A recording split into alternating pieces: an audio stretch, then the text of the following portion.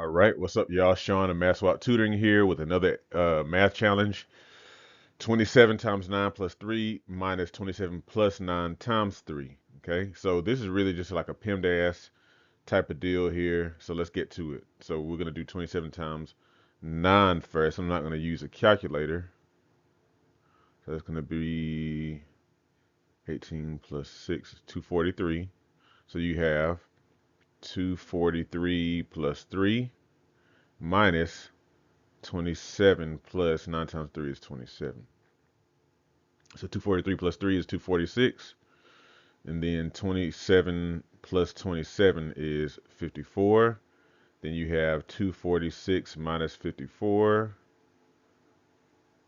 That's going to be 192. Oops, 192.